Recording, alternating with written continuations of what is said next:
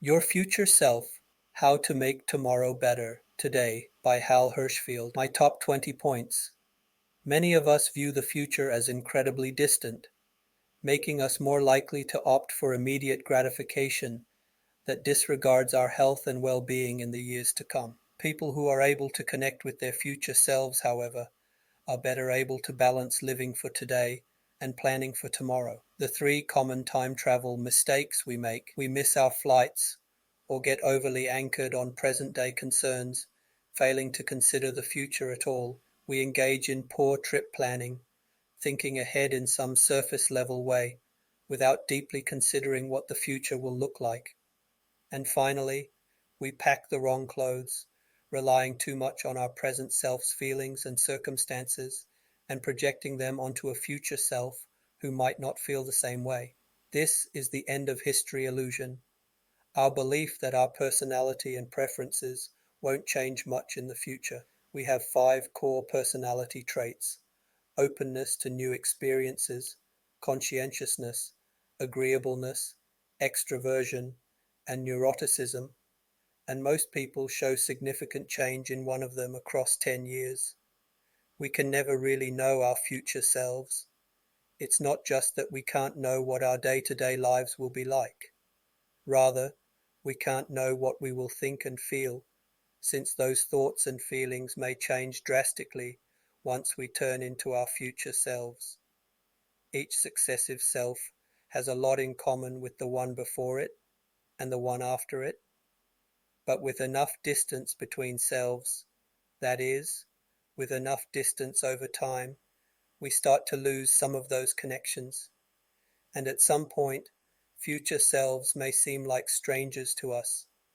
It's understandable to not diet, save, or exercise for those temporarily distant strangers, especially when we have this very vivid present self who is hungry and lazy and really wants that new iPhone.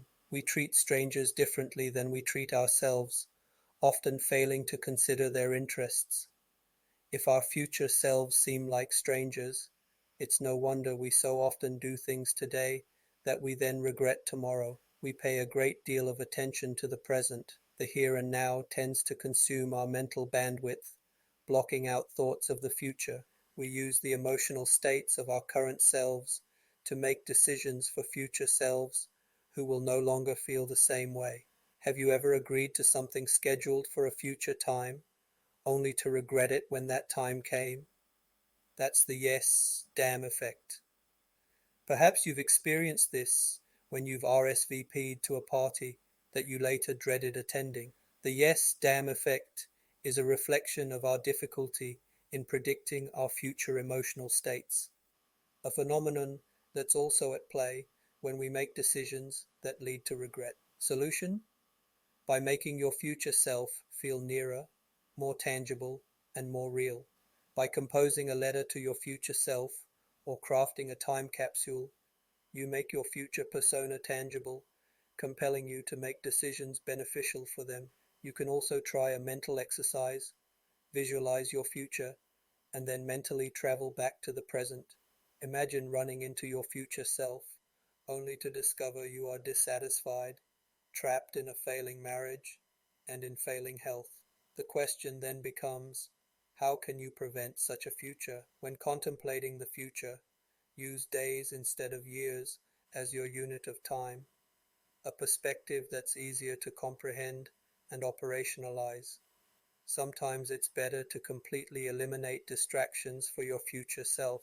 For instance, you could lock your phone in a timed safe to help ensure a period of undistracted work, thereby working in your future self's favor. Adding instant punishments for unwanted behaviors is also a powerful motivator, like imposing a fine on yourself if you miss a workout. The sting of an immediate loss will then prompt you to act in your future self's best interest. But shaping a better future doesn't just involve hard choices and sacrifices. It also means making your present more enjoyable. If a task is difficult or unappealing, pair it with something enjoyable.